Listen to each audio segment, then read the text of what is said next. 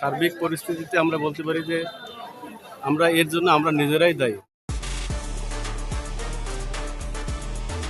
আসসালামু আলাইকুম। ভাইজান, অসংখ্য ধন্যবাদ আপনাকে যে আপনি কথা বলার সুযোগ করে দিলেন।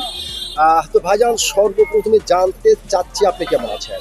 আলহামদুলিল্লাহ ভালো আছি। যাক, আল্লাহ পাক আপনাকে ভালো রেখেছে। তো ভাইজান, আপনার নামটা জানতে পারি? আমার নাম মোহাম্মদ মিজানুর রহমান। মোহাম্মদ মিজানুর রহমান, সুন্দর একটি নাম আপনার ভাইজান। তবে একটি কথা বলতে আমি বাধ্য হচ্ছে, সেটা হচ্ছে আপনার নাম শুনে এবং আপনাকে সামনাসামনি দেখে যেটা বোঝা যাচ্ছে আপনি প্রচণ্ড একটি সাহসী মানুষ।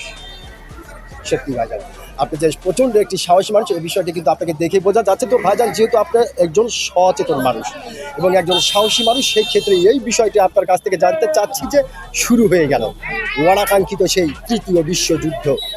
তো এই বিশ্বযুদ্ধকে অনেকেই বলছে এটা বিশ্বযুদ্ধ নয়, এটা বিশ্ব মরণ যুদ্ধ। আবার অনেকেই বলছে এই পৃথিবীর বুকে ছোটোখাটো একটা কিয়ামত ঘটে যাবে এবং এই পৃথিবীর মানব সম্পদগুলি চরম থেকে চরম, ভয়ঙ্কর থেকে ভয়ঙ্কর ক্ষতিগ্রস্ত হয়ে পড়বে।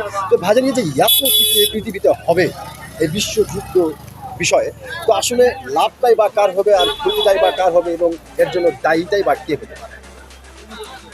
আসলে সার্বিক পরিস্থিতিতে আমরা বলতে পারি যে আমরা এর জন্য আমরা নিজেরাই দায়ী।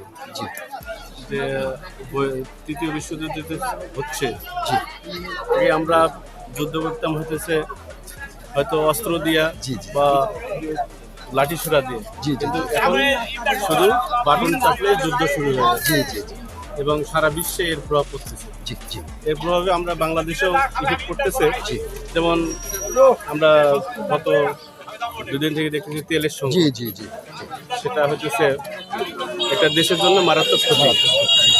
শুধু আমরা ছোট কান্ট্রি জি জি এবং বহির্বিশ্বের মধ্যে আমরা একটা কনিষ্ঠ দেশ। আমাদের দেশে যদি ইফেক্ট করে তাহলে বহির্বিশ্বে তো বলার অপেক্ষা রাখে না। সেক্ষেত্রে দিন যত যাবে তত সার্বিক পরিস্থিতি আরও মানে ভয়াবহ হবে। সেক্ষেত্রে আমরা কামনা করবো যে যুদ্ধ না হয় সে কামনা করি। ধন্যবাদ ভাইজান, আপনাকে অসংখ্য ধন্যবাদ। আপনি অত্যন্ত গুরুত্বপূর্ণ একটি বিষয় আলোচনা করেছেন। আমি আশা করবো আপনার এই গুরুত্বপূর্ণ কথাটি অবশ্যই সারা বিশ্বের সমস্ত মুসলমানদের হৃদয়ে জায়গা করে দেবে। অসংখ্য ধন্যবাদ আপনাকে। আসসালামু আলাইকুম।